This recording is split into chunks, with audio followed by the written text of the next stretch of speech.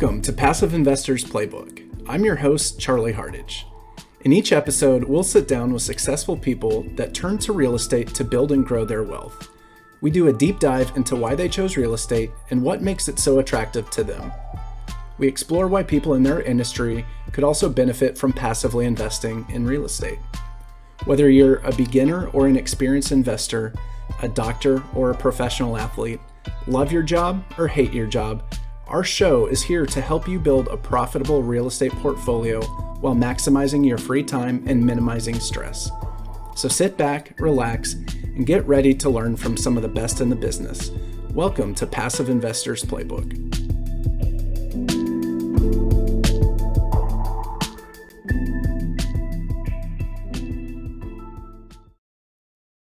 Thank you for tuning in today. My name is Charlie Hardage, and I'm the host of the Passive Investors Playbook.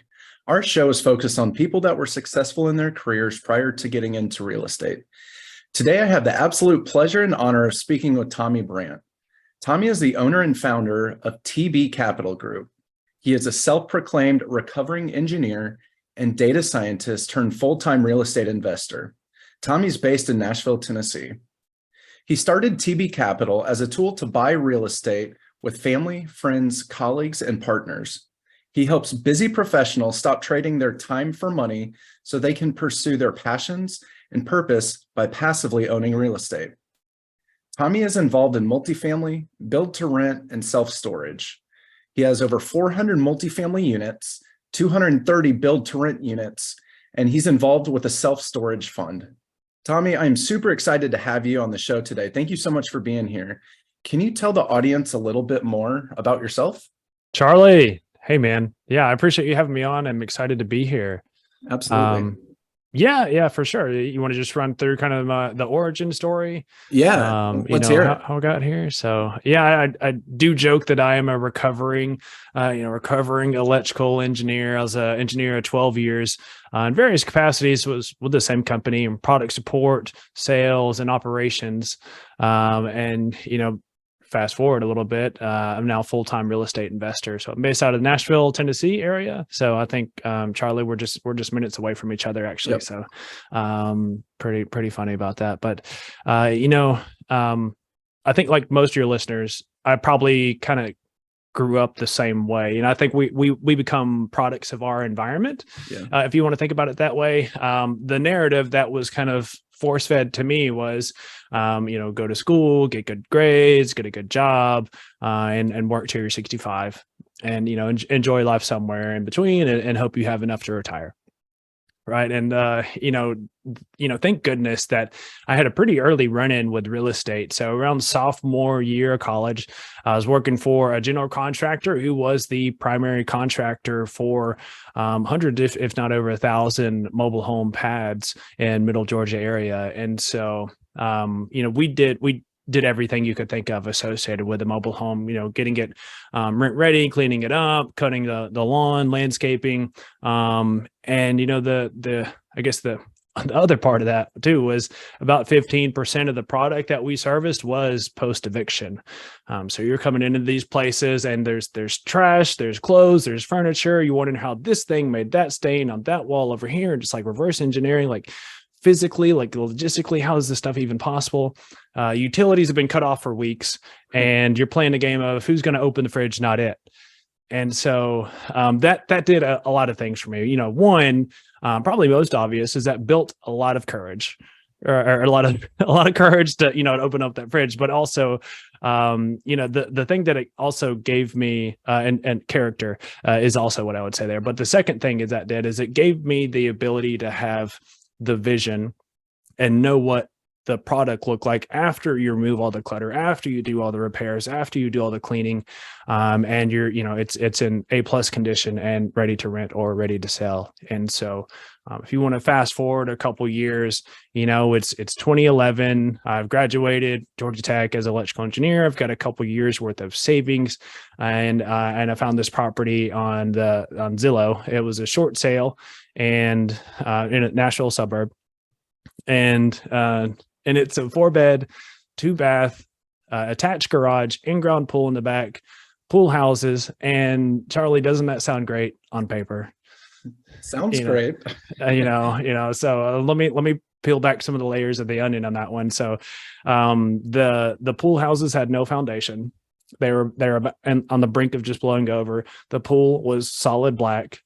It was built with 15-foot joists instead of 12-foot joists, so there needed to be resupporting in different areas throughout the house. There's a sweet little bulge over the garage where there was a roof leak, and every square inch of that needed to be updated from 1979. Wow. And so, and that's what I wanted at the time. I wanted a project. I was drinking the HGTV Kool-Aid, watching a lot of Homes on Homes and flip shows. And this is very doable. It's easy. So I rented a bedroom out to a colleague that didn't mind, drywall desk while I was fixing this up. And then I would save up every year for, a big major project that was going on, whether it was flooring or outdoor stuff or a new kitchen or, I remember I would sleep in a different bedroom each year as I was doing flooring, paint, drywall in all the bedrooms. So I slept in every single bedroom in that house at one time or another. So that was my first project house. And that took several years to get my head wrapped around. That was a slow live-in flip. Thank goodness my roommate was paying the mortgage on that one, but about all the while I'm still working my engineer's job. So I'm busting my butt trying to hustle to that 6-figure salary best as I can. And about 2 or 3 years, I get a note in the mail from the city, and it was a tax appraisal. It said, "Hey, the value of your house has gone up. Just to let you know, there's going to be, you have to pay more property taxes." And then I saw the value of the home, and I compared it to what I paid, and I was like, basically twice, the home had appreciated twice the amount. And I was like, they're wrong. They're dumb. They don't know how to appraise real estate, whatever. I was like, this silly. But I had like two wild feelings on both ends of the spectrum. On one side, I was just ecstatic. I was like, all right, great. I'm justified in the market that I chose to live in. All the projects that I'm doing are justified because I'm invested in a appreciating neighborhood, appreciating asset. And then there's the other end of the spectrum. And it's just like, I'm like devastated and I'm shook. And I'll elaborate why, Charlie, but it was just like the narrative that I was fed growing up of, get good grades, go to school, get a good job, and work till you're 65. Well, like I started to see cracks in the foundation of, that was the only way to make a living. Yeah.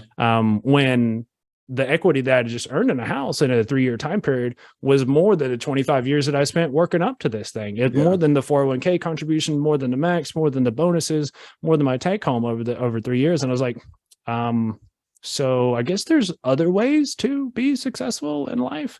So that was kind of the start of my journey.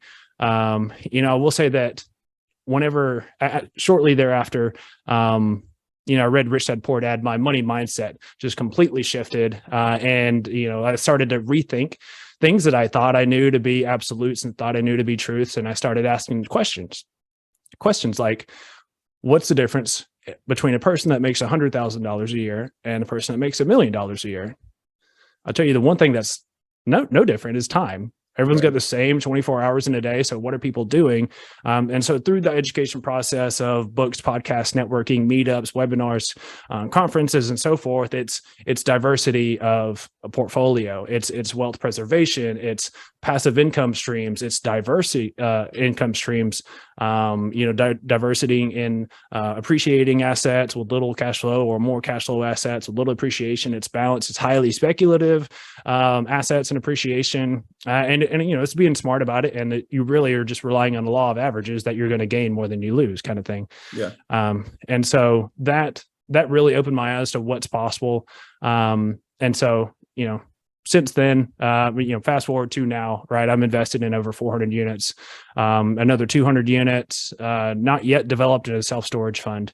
And we're, it's March 15th as of this one, and we're still looking for opportunities, any and always, right? But I'm looking for something that cash flow was within 12 months, because I got into this business for freedom. So I'm looking for passive income to help me get to my freedom number, offset my living expenses, so I can be, financially free.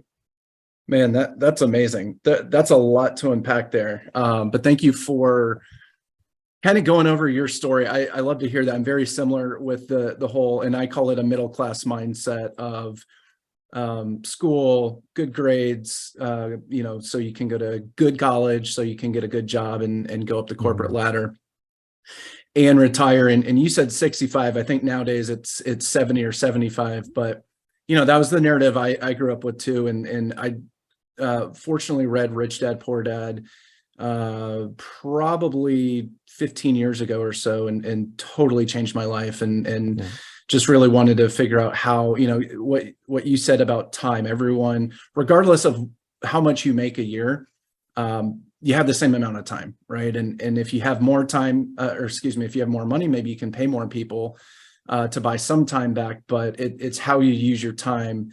And I love that. So, okay, in college, you worked for a general contractor, and that was your first kind of dip into real estate. Even though you were not an investor, you were a W-2 or 1099 at the time. In college, I actually worked for someone that installed internet and TV in apartments. And so some of those apartments we walked into and we're like, whoa, food was months old, maybe not months, but was old. Yeah. Some of the units were just torn to pieces. And so I kind of got that as well. What made you buy the house in Nashville that you found, the short sale that you found on Zillow? Was that just because you needed a place to live? Was that supposed to be an investment? Walk me through that process of you getting that home. Sure. I'm probably an outlier in terms of the why. I knew some general best practices, but I didn't have a mentor at the time. And I've since then changed my mindset around, investing in coaches and yourself and that sort of thing. But for me, I just knew that, I don't want to buy the most expensive house in a neighborhood, right? In terms of, equity appreciation, stuff of that sort. But I was really just looking for an outlet of my time.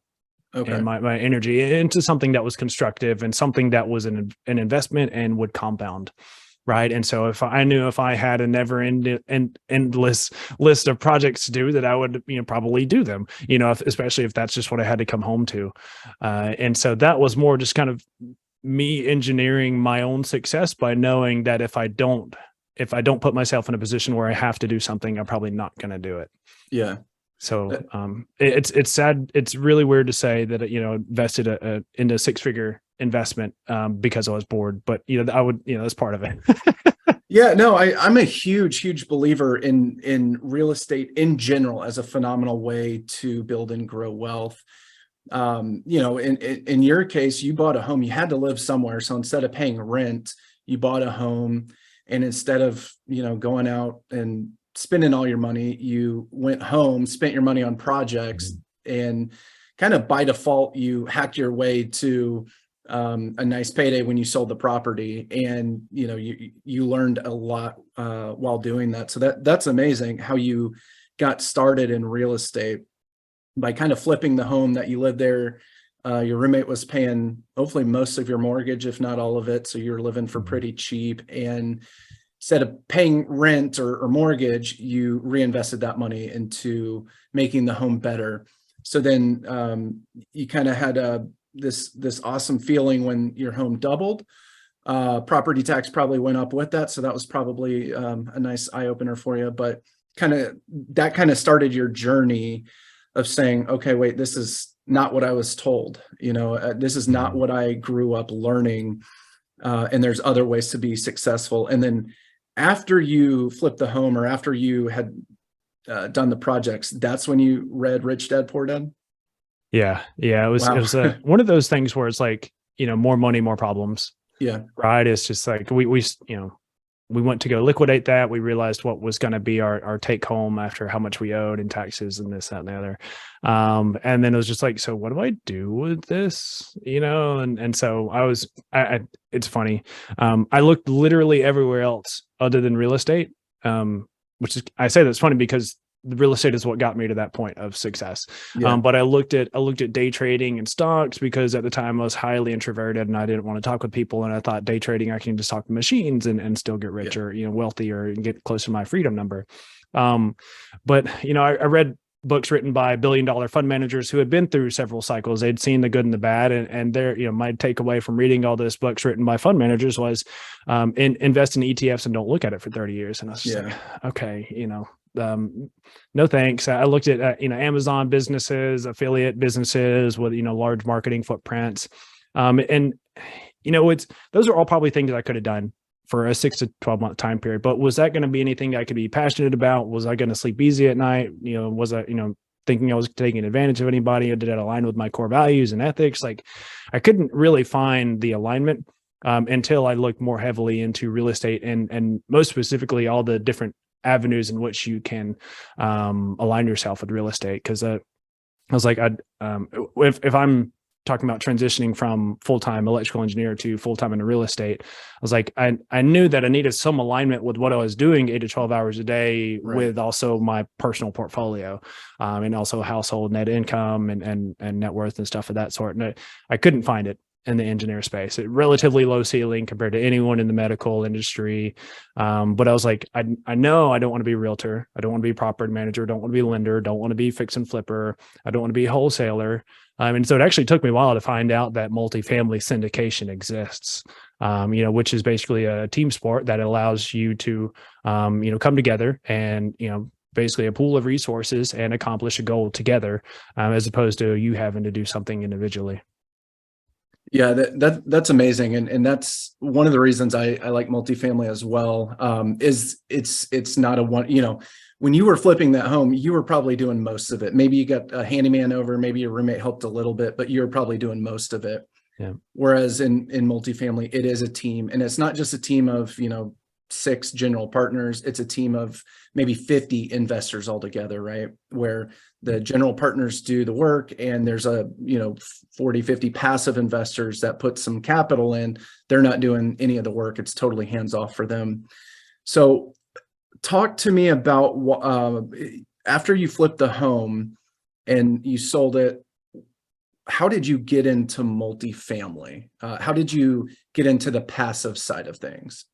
For sure. And I would say it's probably not something most people jump into.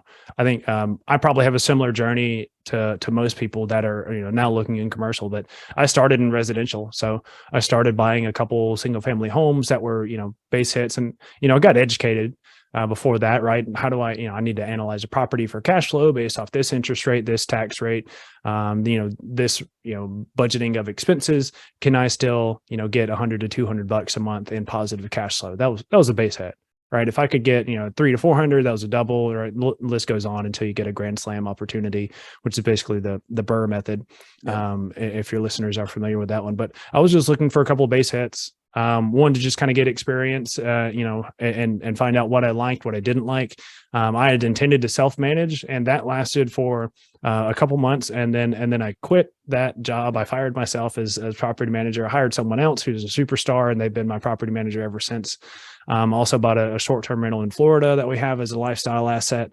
And so now I have a house next to my parents that I can go visit it, but operate it as an Airbnb. It's not in the same neighborhood, right? It's I keep the riffraff away from them, but I started in residential, and then, I started to say, I want duplexes, I want quadplexes. And then I was like, after I came across a couple books, like, Dave Lindahl's book, Multifamily Millions, Brian Burke's book, Through Bigger Pockets. Matt Faircloth also has a book, generally speaking, it's kind of asset agnostic, but he focuses on multifamily. Finding out that exists, and that's how teams can get put together for larger assets, and you're allowed to focus. I think what I craved the most was just being able to focus on something instead of having to wear 20 different hats on any given day. But also there's a saying of, it takes the same amount of time and energy to close a 20 unit than it does to close a 200 unit. So the opportunity to scale the investments and scale from the benefits of it was apparent to me in short order. Man, I love that story, because I think most people do start in single family because that's just what they know, right? That's kind of the sexy, hot topic. Everyone can do that. Everyone knows about it. You probably know an investor. If you know nothing about real estate, you probably know an investor that buys homes and is just a landlord or flips homes. Yeah. And so that's how I think most people start. And that's how I started. I got into single family.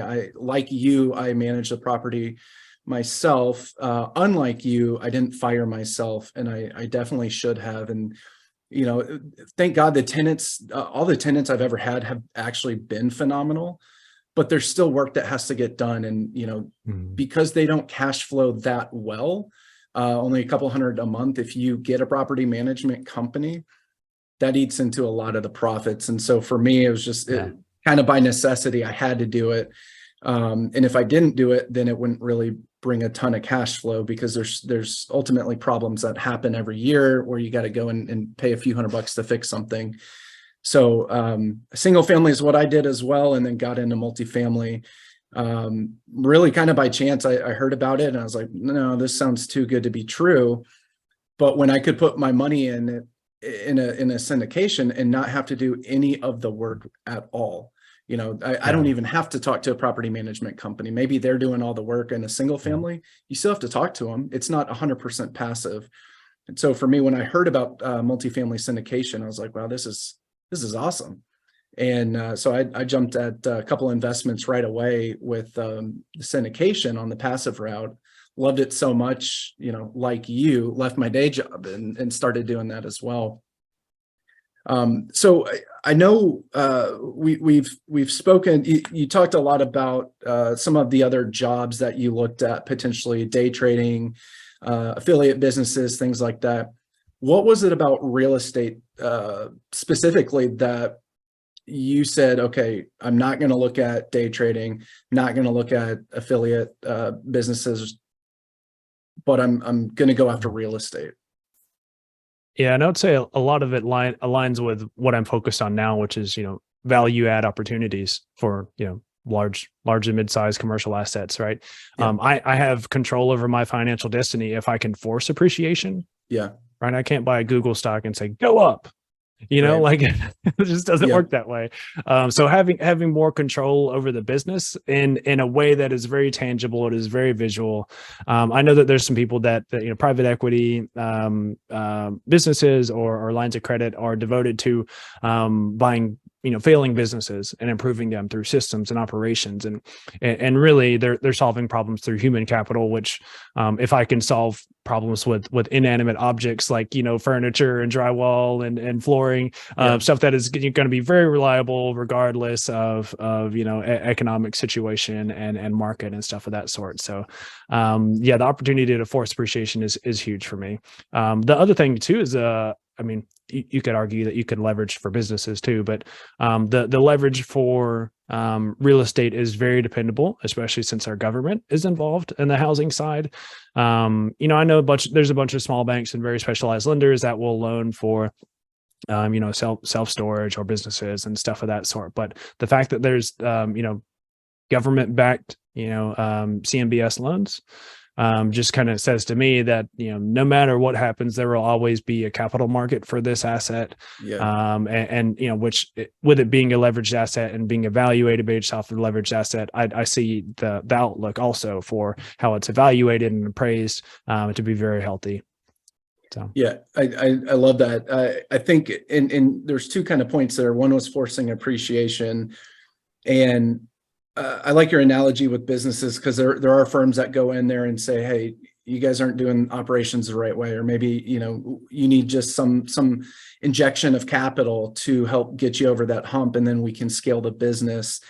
Where in real estate, it's an injection of capital, maybe like you said, maybe paint the exterior, new landscaping, new sign. You're doing little projects on the property that give the residents a huge benefit as well. You're adding value to them in their life. Maybe you're making the community a little safer.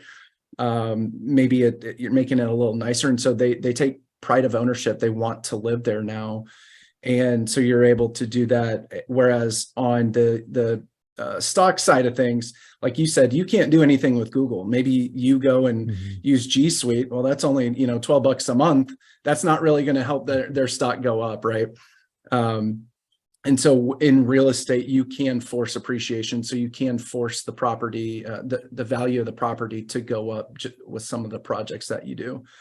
And then the other thing is my favorite benefit of real estate, which is leverage, because at the end of the day, you're buying a piece of property, you have insurance on that property.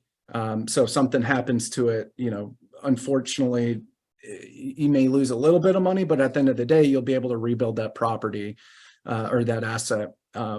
Absolute worst case, if you don't have insurance, you still have the land, it's still worth something, right? Whereas, don't think Google's going to go under anytime soon, but they could file for bankruptcy, right? These companies could file for bankruptcy. So at the end of the day, banks know that the at least worst case, the land is still worth something. So they back that, and you could put 20%, 30, 40% down on a property and own it. And then as you force appreciation, you are able to recoup all of that appreciation, not just a percent of that. So I love those two benefits that you talked about, forcing appreciation and leverage. And so real estate's very attractive to you, obviously, for tons of reasons that you mentioned. Let's maybe talk about some of your colleagues that you worked at while you're an engineer. Do you think they would have the same, why would real estate be attractive to them? Do you think it's similar benefits, or do you think it'd be something else? Maybe someone that doesn't know too much about real estate. Yeah, I think it's attractive, but I think that the sad reality is that there's not a lot of people that know how they can do it in a truly passive manner. I think when Right. people hear passive income through real estate, they think of a single family home rental, right? Something that they may have to go out and deal with the 3 T's of termites, tenants, and toilets, right? And they're just laughing, saying, "Oh yeah, that's not really passive income." It's like, okay, well, there's a whole nother world out there available for passive income where you're truly an equity owner in the asset, and that is through the power of private placements and syndications. There's also joint ventures, but you cannot have a truly passive partner in that one if you want to be politically correct about it, based off the SEC's definitions of passive investors and the intention of profit and this, that, and the other. So but yeah, there is a way. It's kind of just my announcement. I have a good friend of mine, he's a financial advisor, and he's like, if this is so great, Tommy, why doesn't everyone do it? And I was like, well, I would argue that no one really knows about it. I think it is just widely unknown, and the ability to take unaccredited investors into something is still new. It's 11 years old, right, as of the Jobs Act modification in 2012. So you basically have all these wealth accelerating investment opportunities that are now available to the average Joe, right? You want to, pending that you're aligned on values and financial status and, accreditation. There's so many things, where there's a disclaimer in that statement. But right there, all these private placements that used to just be available only to the wealthy are now available to anyone with a substantive relationship. So I think we've been doing 11 years worth of education, and I think it's still a secret to the world. Part of that is the marketing and what the people that invest in Wall Street would have you believe, and their budgets versus our budgets, kind of thing. But also network and what has been tribal knowledge since the Great Depression is still inherent on a couple people's minds, right? Some people are just like, all debt is bad debt, and really, I mean, we're one of the few countries in the world that still has good debt. It's just not really seen that way since some outlier events in the space. So I would, my announcement would be that there's a way. I still have some friends that are just like, I'm going to invest in Tesla and only Tesla. And that is just all that they would give into. And it's just like, all right, that's great. Go ahead. That there's going to be there. And I think time changes a lot of things for a lot of people. There's going to be one day whenever they're 49 and they've been in the same place for 10 years. And they're just like, I got to do something differently. There's going to be some life event that changes someone's perspective on, what freedom actually looks like. At which point, I'm just here as an educator and an advisor, and it'd say, hey, like there's actually a lot of options. It's not just apartments. Hey, we can even talk about self-storage and, oil and gas, energy tax credits, right? There's some people that invest for losses and they don't care about accelerating their wealth, Right. that's the power of private equity and private placement. So I'm really fascinated by the space as a whole, and I love it here. So. Yeah, man, you said a lot of good stuff. And something you said earlier was the HGTV. And I think, buying apartments and syndicating, that's not sexy, right? Flipping a home or going and checking out a couple different properties, trying to buy one. That's what's on TV. And so that's what people see. That's what they know.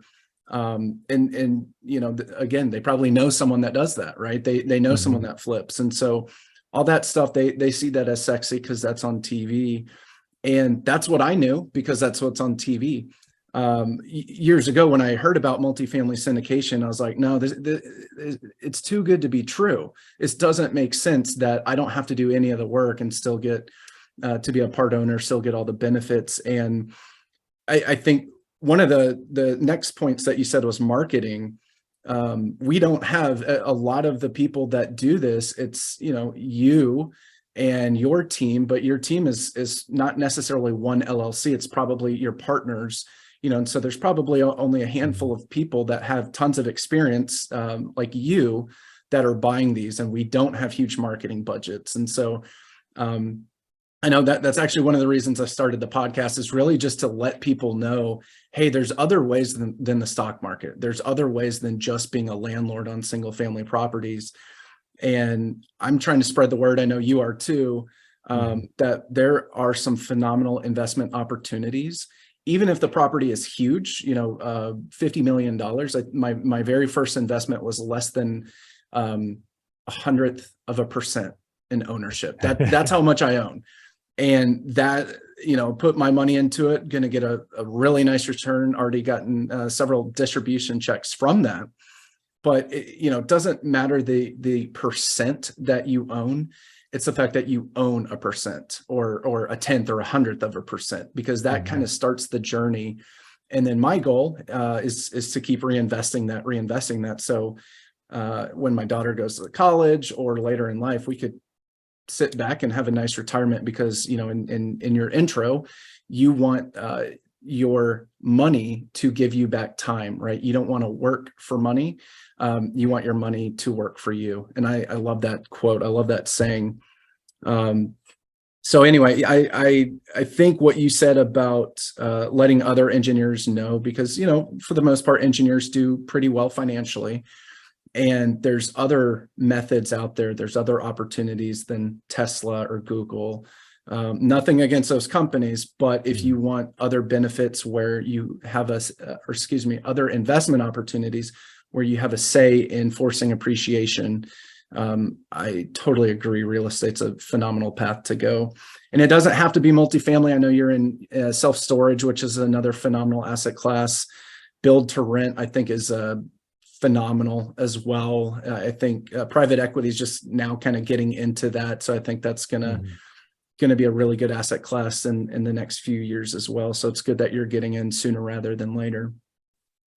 What would you say for TB Capital? What would you say your goals are for the next few years? For me, especially being an active operator, I'm here to solve problems, right? If I'm not here to sell securities, but if I'm targeting returns of 100% return on investment in 5 years, that's 20% annualized returns. I've got to say no to a lot of stuff that comes to market. But there's a lot of stuff that falls within a tolerance of that, plus or minus 15% gives me, good cash flow, especially if we're doing loan assumptions today, with maybe a little bit of a discount on the market, and to where I can do distributions to investors before 12-month time period. I will take what the market gives me. If I'm buying on a good basis and I've got long-term fixed rate debt in place, why not? Yeah. So I'm still an active buyer. I think there's going to be a buying opportunity as a result of what the Fed is doing and with interest rates, and they're kind of eliminating a lot of people's opportunity to refinance this year or re-up on their short-term variable rate loans or things like that. And so I tell brokers all the time, I'm here to solve problems. I'm not here to screw anybody over. I definitely want to make it a win-win situation. So, I'm trying to get into, I'm trying to take down an apartment complex per quarter in Tennessee, Okay. Kentucky, Alabama, Georgia. And That, so, yeah, that's awesome. I know you and your team closed on a property in Louisville. Was that Q4 yep. of Yep. last year? That was in November. Yeah. That was 49 units up there. That was a loan assumption. And so whenever we closed, we had 57% loan to value.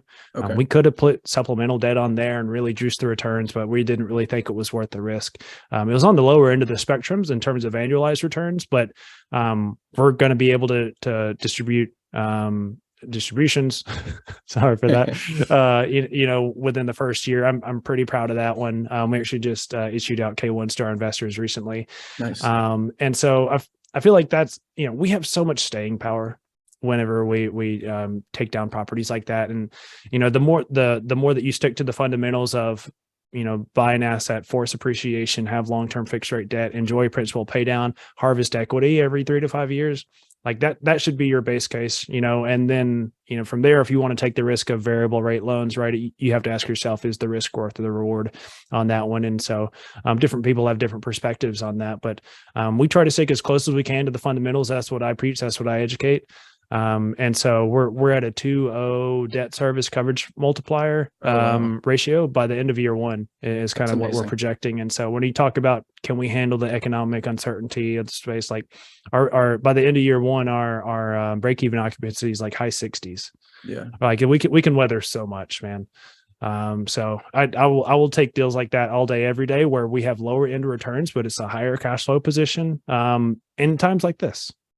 Man, yeah, that's great. And so for the listeners, just kind of recap that in more basic English terms, I think, because you said a lot there. But basically, Tommy and his team had the opportunity to take out a supplemental loan. It's basically a second loan, so they could get higher leverage. Would have meant that they raised less money. So the investors that put the money in theory, higher risk, higher return, higher reward. And they chose not to do that because they wanted to be more conservative with their underwriting, which means that at the end of the first year, being at a 2.0 debt service coverage ratio means their cash flow on the property is double the amount of their mortgage payment, which is phenomenal because typically banks and lenders are looking for a 1.25 coverage.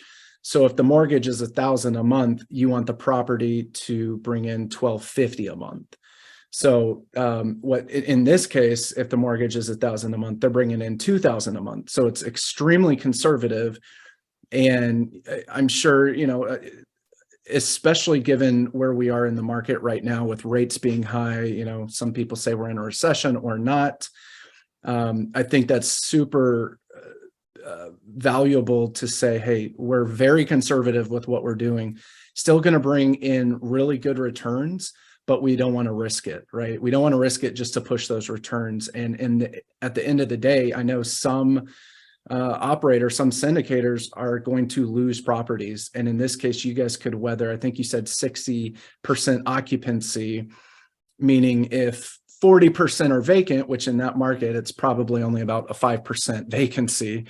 You guys could weather some tremendous storms for years and still bring a pretty darn good return to your investors instead of being over leveraged and then getting in trouble. So that's very commendable, very, very good for your investors, I think. So that's awesome. Appreciate that, Charlie. Yeah.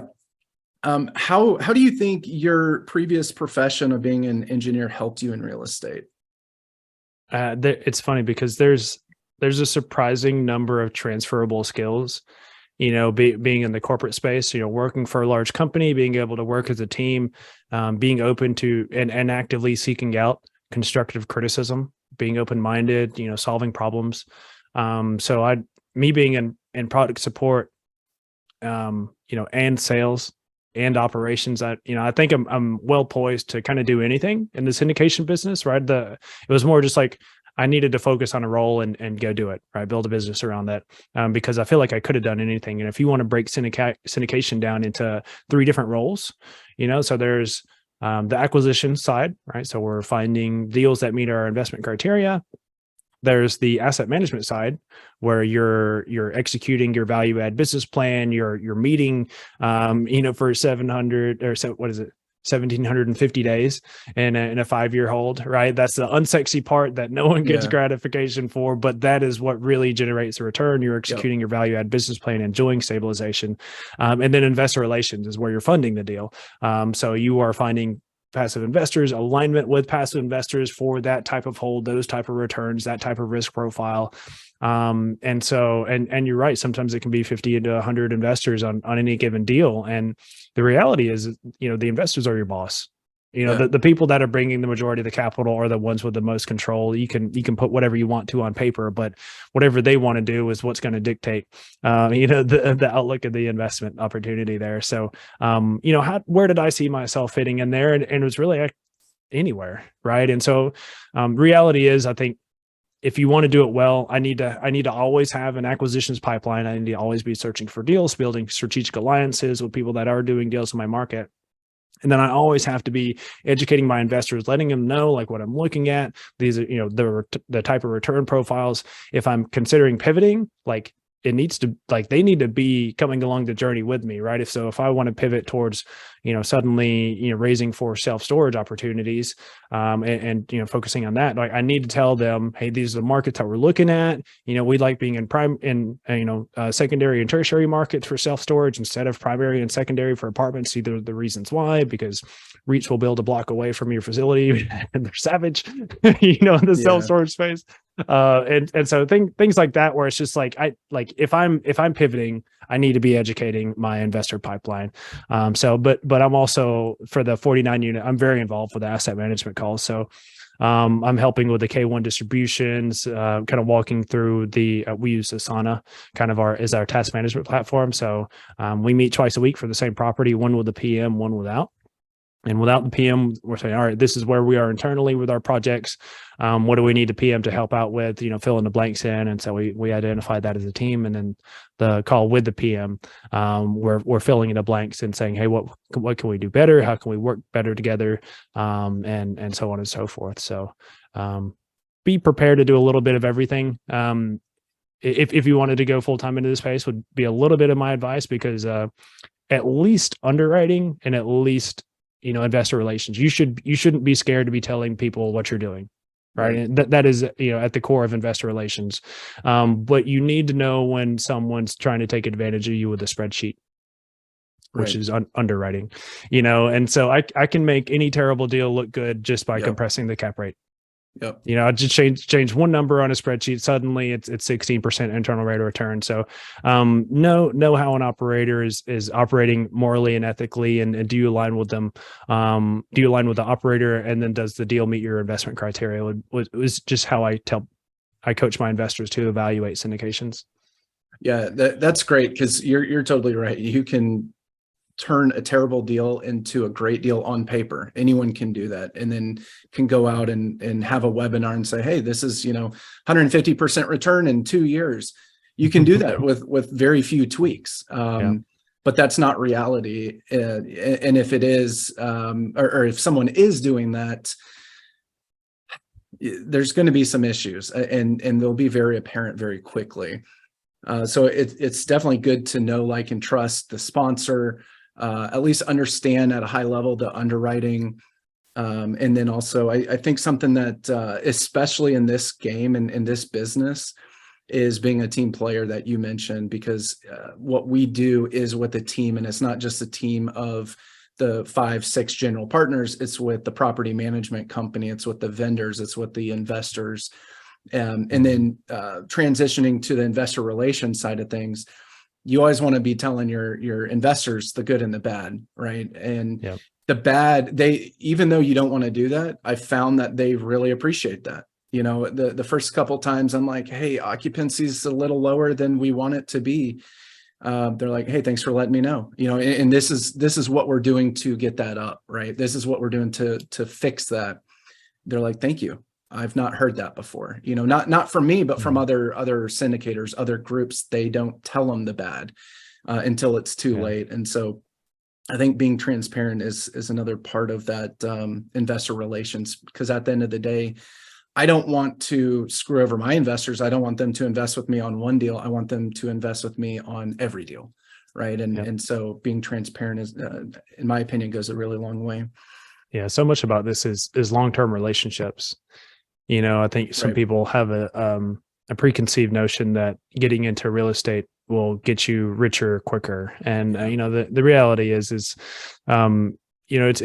a long-term game, but it's more of a definite, just based off the industry. I think Right. 13% of the global economy is real estate related. So it's definitely not going anywhere for a while, and it services the most basic needs of people need a place to live, Right. eat, sleep.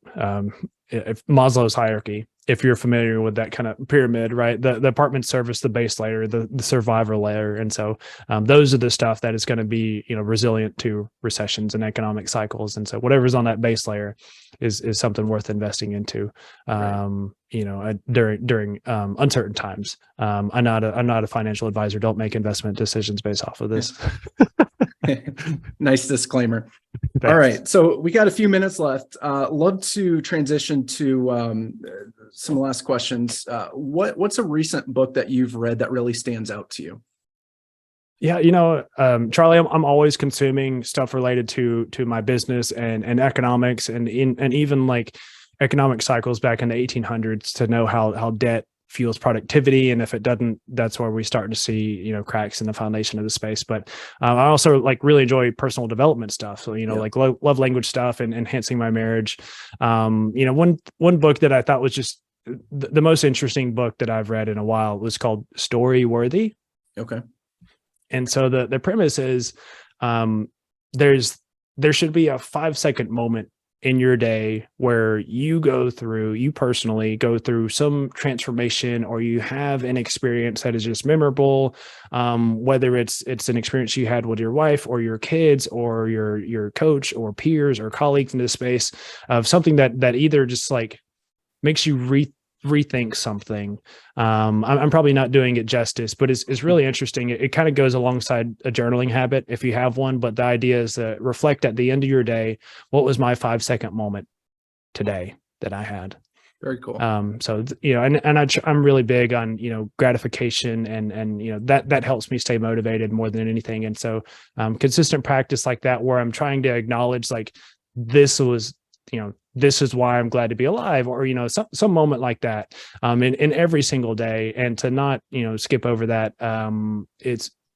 I needed to hear that message, so valuable for me. Hopefully it's valuable for some of your listeners. Called Story Worthy. Okay. I definitely need to check that out. I was talking to a buddy a couple weeks ago, just saying how, wish the business was a little further on and all that. And then I paused and I said, man, if I were to say this 3 years ago, like where I was, I would be ecstatic. And here I am, further than I thought I would be in 3 years. And I'm like, man, I wish I was, further along. So I definitely need to check that book out. Story Worthy. Thank you. Thank you for that, Tommy. Sure. All right. What can people expect to see from you and your business in the next few years? For me, I'm hoping to, if you've read the book Double Double, I'm hoping to double, right? For the next couple of years. I think Wes being on the buy side of the real estate business, I think we're on the right side right now, and we're kind of blessed in that regard. So I'm hoping to double my portfolio, that I actively own, for the next couple of years. That's awesome. Yeah, that's amazing. All right. How can people reach you? For me, I'll just say, generally speaking, you can find Tommy Brant on the internet, as long as you don't put a Y in my last name or a D in my last name, like happens, but Tommy Brant. I'm on LinkedIn, Instagram, Facebook, personal plus business website. So very, very easy to find. Perfect. Yeah. And I'll link that in the show notes as well. I know we're connected on LinkedIn, and you're posting, I think, every day or so. So I know you're very active there. Maybe not every day. The end result maybe, but several times a month. Okay. There you go. Well, good enough. All right. And then what is the best website? Sure. And I'll preface it, Charlie, a little bit, but there's so many people that have poured, their generosity and insights and knowledge and added value to my life. So I was really thinking about how could I give back. And so my conclusion was, I need to write a book. So I wrote a short book.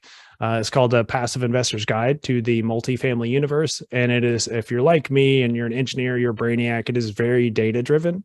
There's very little, if any, fluff in there. But it kind of gives you a little bit of a multifamily 101, what we look for, why we like multifamily to begin with. And that is kind of my way to give back. So if you go to my website, tbcapitalgroup.com, as Tommy Brant, capitalgroup.com. There'll be an opportunity to download that for free.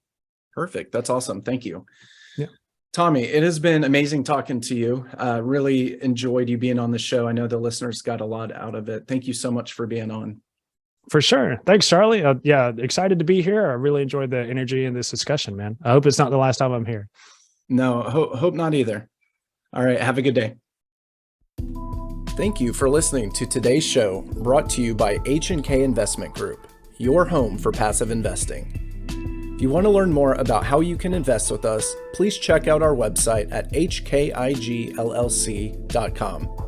Don't forget to like this episode and subscribe to our podcast. Please leave us a review to let us know how we are doing. Feel free to connect with me directly on LinkedIn or Facebook. As always, I'm your host, Charlie Hardage. Catch you next time.